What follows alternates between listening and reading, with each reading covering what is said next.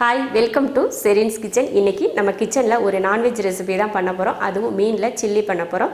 நெத்திலி மீனில் சில்லி ரொம்ப சூப்பராகவும் ரொம்ப ஈஸியாகவும் இருக்கக்கூடிய நெத்திலி மீன் சில்லி எப்படி பண்ணலாம் அப்படிங்கிறத பார்க்கலாம். 1 கிலோ நெத்திலி க்ளீன் பண்ணி எடுத்து வச்சுருக்கேன். மிளகாத்தூள் 1 2 ஸ்பூன் மிளகாத்தூள், மல்லித்தூள் 1 ஸ்பூன், கரம் மசாலா தூள் 1/2 ஸ்பூன், மிளகுத்தூள் 1/2 ஸ்பூன், கார்ன்ஃப்ளவர் 1 ஸ்பூன், பச்சரிசி மாவு 1 ஸ்பூன். கார்ன்ஃப்ளவர் 1 ஸ்பூனும் பச்சரிசி மாவு 1 ஸ்பூனும் சேர்த்துருக்கேன். உப்பு தேவையான அளவுக்கு, லெமன் பாதி லெமன் புழிஞ்சுக்கோங்க, 1/2 ஸ்பூன் இஞ்சி பூண்டு பேஸ்ட், கொஞ்சம் மஞ்சத்தூள், 1 ஸ்பூன் அளவுக்கு எண்ணெய். அவ்வளோதான். இப்போ இதை மிக்ஸ் பண்ணிக்கலாம். அந்த பவுலில் நல்லா மிக்ஸ் பண்ண முடியல, அதனால தான் கொஞ்சம் அகலமான பாத்திரத்தில் மாற்றிக்கிட்டேன். ரொம்ப கெட்டியாக இருக்கிற மாதிரி இருந்துச்சுன்னா கொஞ்சம் தண்ணி தெளிச்சுக்கோங்க. கொஞ்சம் தெளிச்சுக்கிட்டா போதும்.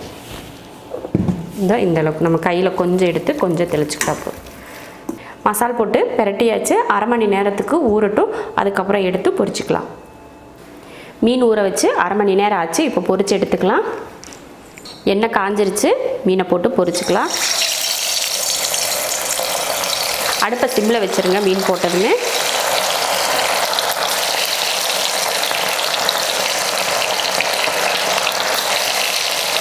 போட்ட உடனே திருப்பி போடாதீங்க. கொஞ்சம் டைம் விட்டு திருப்பி போடுங்க. அப்படி போட்டதே திருப்பி போட்டிங்கன்னா அடியில் பிடிச்சிட்ருக்கும்.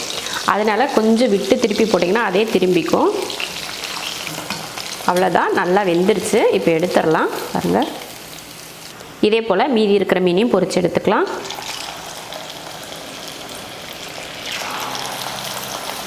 நெத்திலி மீன் பொரிச்சு எடுத்தாச்சு. ரொம்ப சூப்பராக நல்லா கலர்ஃபுல்லாக வந்திருக்கு பாருங்கள்.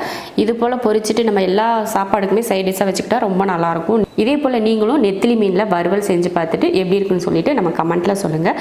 பிடிச்சிருந்தால் லைக் பண்ணிவிட்டு ஷேர் பண்ணிவிட்டு நம்ம செரின்ஸ் கிச்சன் சேனலை சப்ஸ்கிரைப் பண்ணிவிட்டு பக்கத்தில் இருக்க பெல் ஐக்கானை கிளிக் பண்ணி வச்சுக்கோங்க.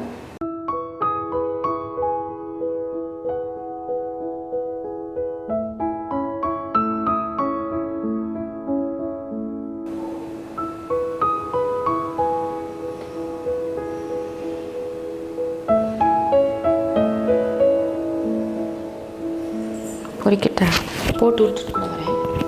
தமிழில்